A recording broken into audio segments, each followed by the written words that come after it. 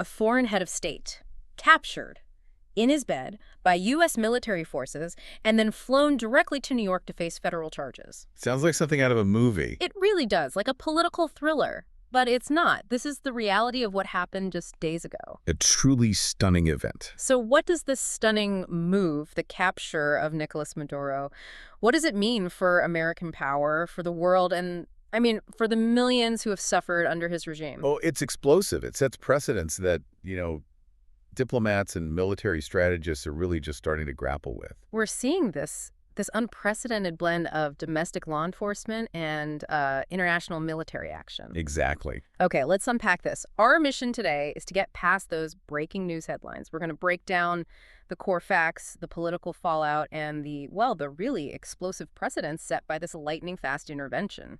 We're talking about the capture of Nicolás Maduro and his wife, Cilia Flores. Seized by U.S. forces in Caracas on Saturday, January 3rd. And the initial framing from the U.S. government was very specific.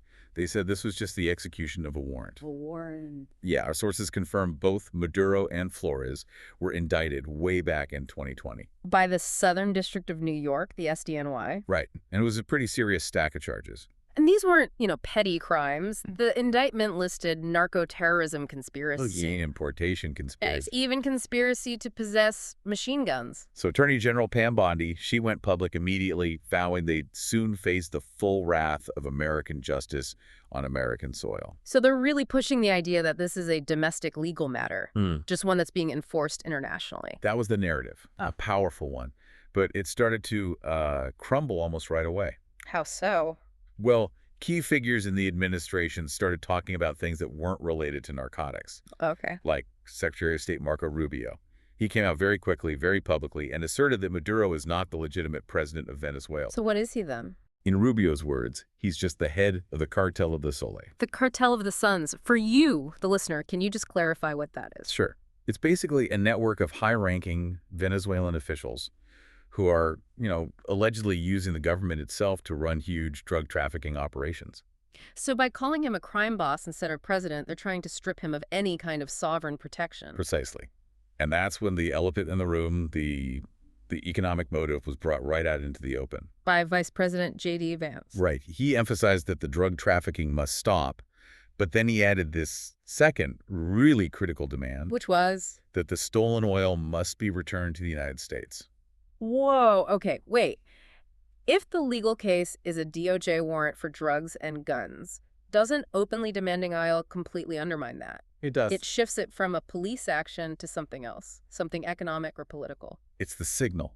That phrase, stolen oil must be returned, is the moment the operation pivots from an anti-drug mission into a direct military-backed regime change operation. And President Trump pretty much confirmed that, didn't he? He did. He declared the U.S. would temporarily run Venezuela, so they couldn't risk letting somebody else run and just take over. A staggering statement. Yeah. And the action itself, it's so historic. It immediately started drawing these alarming comparisons to a very specific, very controversial moment in U.S. history. And that's where this gets really interesting. People are talking about Panama, right? We're talking about the 1989 U.S. invasion of Panama Operation Just Cause and the seizure of General Manuel Antonio Noriega. Analysts immediately saw it as the template. I remember how controversial that was. Can you just remind us why that's such a perfect parallel here? Of course. So back in 1989, Noriega was indicted by U.S. federal courts on drug charges. Just like Maduro's 2020 indictment. Exactly. The U.S. then launched Operation Just Cause, a massive military intervention, and its ultimate goal was to seize Noriega. And they got him. They captured him and brought him to the U.S. for trial. Yes. And the Maduro capture shares all those key characteristics. Indict a sitting leader on domestic criminal charges, use a major military deployment, and then forcibly remove that leader to the U.S. And this was a big operation. Our sources are confirming this was the largest U.S. military operation in Latin America since that 1989 invasion. So it wasn't a conventional war, like for territory? No, not in the old sense. It was a focused, high-speed operation aimed at capturing one person and his inner circle. Less a war and more like a targeted removal.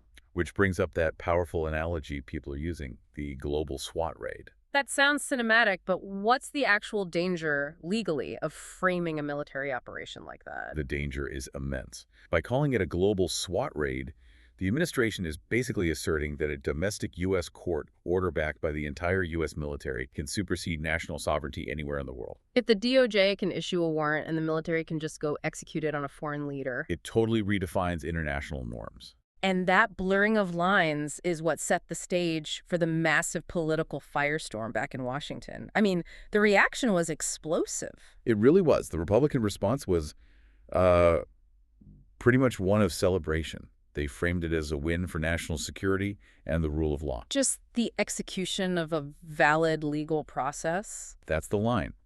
Senate Majority Leader John Thune called it the execution of a valid Department of Justice warrant.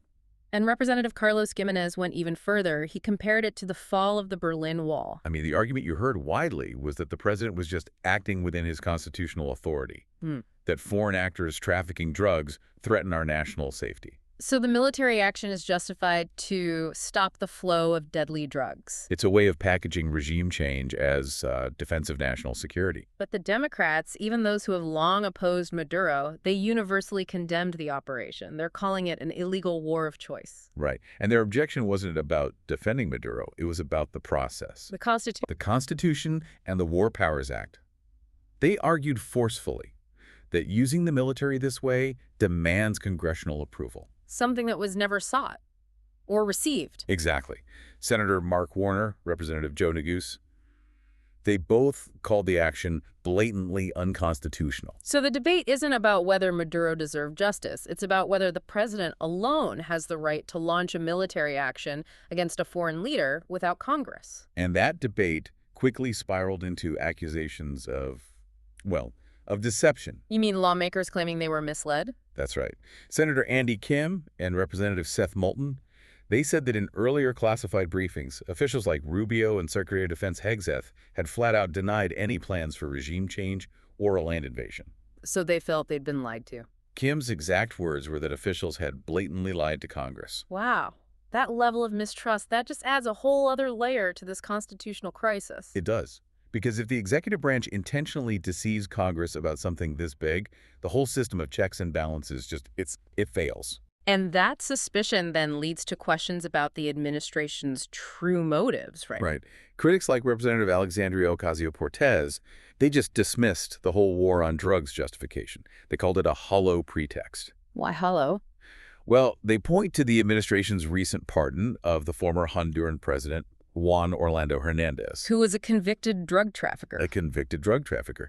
So if your goal is stopping drug trafficking, pardoning one trafficker while invading a country to get another, it looks contradictory. So critics like AOC say the real motive was oil and regime change, especially given what Vice President Vance said. And, there were also accusations this was a distraction from tough issues at home.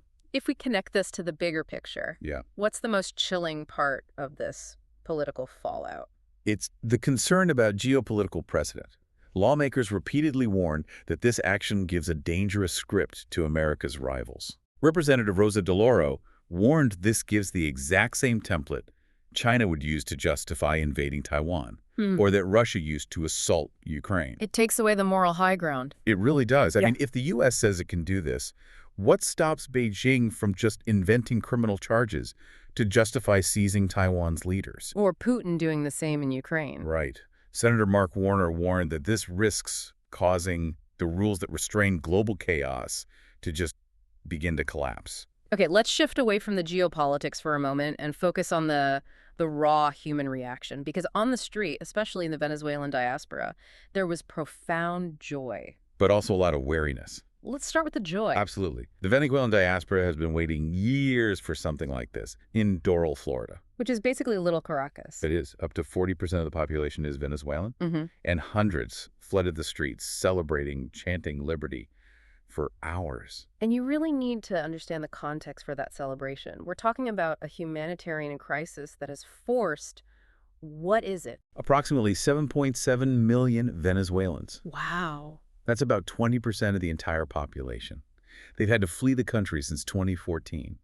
So for them, this wasn't just policy, it was deeply personal. And you could see that emotion. You could. One exile, Alejandra Arrieta, she said it was a combination of feelings, fears, excitement, after waiting so many years. And for people separated from their families. The hope was palpable.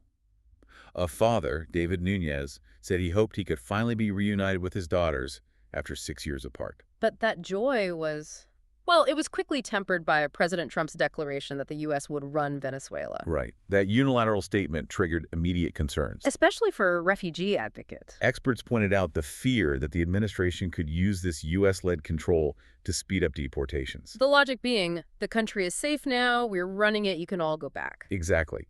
Regardless of what the reality on the ground actually is for those people. And there was also concern that this whole thing just sidelines the legitimate Venezuelan opposition leaders, like Maria Corina Machado. It does. If the U.S. military just steps in and controls the whole transition, the Venezuelan people themselves are denied the chance to pick their own government. Still, despite all those concerns, the diaspora seems cautiously optimistic. They are. Leonardo Trecci from the Venezuelan American Chamber of Commerce, he saw it as a critical opportunity. He said the diaspora is willing to contribute capital to the reconstruction. And they know removing one man doesn't fix everything. Exactly. Removing Maduro doesn't instantly dismantle the entire corrupt system of Chavismo he's leaving behind. The big question is, does the U.S. actually want a self-determined democracy? Or just a friendly regime? It's a huge paradox, isn't it? The capture delivered justice for millions. A real military success. But it was done with unilateral force, bypassing Congress, and with officials openly talking about seizing natural resources. So what does this all mean? The core tension here is this dramatic blurring of international boundaries. The administration successfully framed a major military operation, basically regime change, as just the execution of a simple criminal warrant. And that creates a whole new doctrine on the world stage. Applying domestic U.S. law enforcement to justify foreign military intervention. The short-term result is clear. A corrupt dictator is facing justice. But the long-term consequence, that's the challenge to the very idea of state sovereignty. Right. So the question now is whether the convenience of this global SWAT raid model outweighs the constitutional requirement for Congress to authorize war and the international norms that, maintain stability. And if this does become a new, permanent doctrine, we have to ask, how many more leaders will the U.S. try to capture? And what is the real cost of setting this dangerous precedent for our rivals? That is something you, the learner, need to keep weighing as this critical story continues to unfold.